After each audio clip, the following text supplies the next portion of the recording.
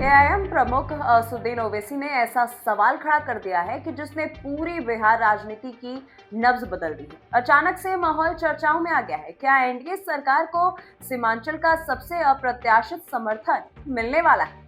क्या ओवैसी अब नीतीश कुमार के लिए उस समय पर उभरते साथी साबित हो सकते हैं जब चुनाव नजदीक है और सत्ता का हर कदम बेहद संवेदनशील? और क्या सीमांचल, जिसे अब तक सिर्फ उपेक्षित इलाका माना जाता था, अब सीधे बिहार की सत्ता के केंद्र में जगह बनाने जा रहा है? नमस्कार, मैं हूं गरिमा और आप देख रहे हैं हमारा डिजिटल प्लेटफॉर्म। किशनगंज की रैली में ओवैसी ने बिल्कुल सीधी और तीखी बात कही। जी हाँ, उन्होंने कहा कि सीमांचल के लोगों को अब तक सिर्फ वादे मिले, अधिकार नहीं। अब अगर सरकार सच में सीमांचल के विकास, रोजगार, शिक्षा और सुरक्षा को प्राथमिकता देने का वादा करती है तो एआईएमआईएम बिना किसी हिचकिचाहट के एनडीए सरकार को बाहर से समर्थन दे देगी। उनके इस बयान ने बिहार की राजनीति में एकदम नई हलचल पैदा कर दी, क्योंकि ये कदम सत्ता के मौजूदा समीकरण को पलट सकता है। ओवैसी ने रैली में ये भी साफ कर दिया कि विकास सिर्फ पटना और राजगीर की ओर नहीं बहना चाहिए। सीमांचल की सड़कें, अस्पताल, स्कूल, रोजगार सब पीछे छूट गए।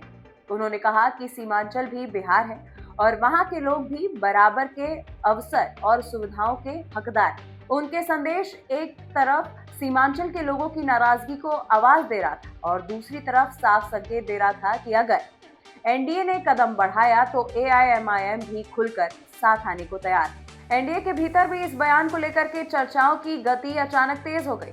जी हाँ, राजनीतिक विशेषज्ञ बता रहे हैं कि ये ओवैसी की सोची समझी रणनीति है। पहली चाल, सीमांचल की जनता के बीच पकड़ को मजबूत करना। दूसरी चाल, एनडीए की ओर एक संभावित संबंध का संकेत देना। ये एक साथ राजनीतिक दबाव भी है और राजनीतिक अवसर भी। अगर ओवैसी का समर्थन एनडीए को मिलता है तो विधानसभा में सरकार न केवल और मजबूत होगी बल्कि विपक्ष की रणनीति भी पूरी तरह बदल जाएगी। एआईएमआईएम के लिए ये भी एक मौका बेहद महत्वपूर्ण है। अगर ये समीकरण बनता है तो सीमांचल में उनका राजनीतिक प्रभाव कई गुना बढ़ सकता है। दोस्तों, वे सिर्फ क्षेत्रीय पार्टी नहीं रहेंगे बल्कि बिहार की मुख्य राजनीति में महत्व रखने वाली पार्टी बनकर उभर सकते हैं। यही कारण है कि ओवैसी का बयान सिर्फ एक रैली का बयान नहीं माना जा रहा है, बल्कि इसे भविष्य के राजनीतिक गठबंधन की शुरुआती लाइन समझा जा रहा है। अब सबकी नजर नीतीश कुमार पर टिकी हुई है।